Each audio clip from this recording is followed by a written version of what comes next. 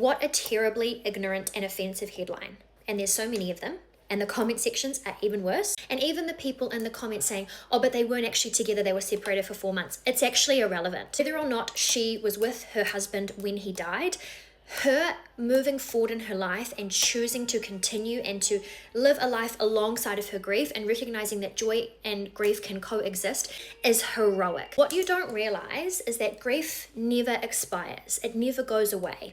Grieving people have to learn how they can move forward in their life while also always honoring the person that they've loved. And moving forward and making choices for yourself has no correlation to how you feel about the person that you lost. She is also 41. This is her first child. So for all of you that have no experience with grief or partner loss whatsoever, who are in the comments and saying things like, God, she moves on quick, she doesn't waste her time. Okay, so by your standards, she should listen to you and she should have this appropriate period that you've made up to grieve, maybe 5 to 10 years, at which point she might have counted herself out in order to have a family herself. It's a survival tactic. It's actually inspiring to be able to say, okay, the future that I had wanted so bad and I had planned for hasn't worked out for me, but I'm going to choose happiness and I'm going to choose to keep going, because undoubtedly that is what her late husband would have wanted for her. To lose someone that you have built a life with, or you have planned a future with, or you have loved deeply, let alone to lose them to suicide, which is arguably one of the most complex ways to lose somebody,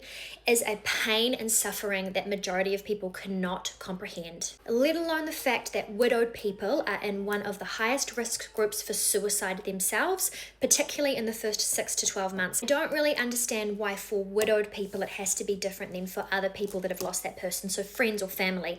If you decide to move forward and do things with your life, while also living with the grief of the person that you've lost, you're not judged for that. But there's something about a person being the partner, so being the widow, that it's like time must stand still for them for the next 5 to 10 years. Nobody can survive in that space. Grief is like the lowest vibrational frequency. It is so heavy and it is so hard, and partner loss is exceptionally complex. We write this headline. It can either just be Aubrey Plaza expecting first baby, Aubrey Plaza, an inspiring example of how hope and healing can coexist with grief. Probably has people screening that. She's not reading it herself. This isn't a video for Aubrey Plaza, but it's a video for any other widowed person, especially early days, reading this garbage, because it's just not true. The most courageous thing you can do for yourself is choose your own happiness and choose to keep going and to keep exploring what life has on offer for you. You don't need to choose suffering all the time.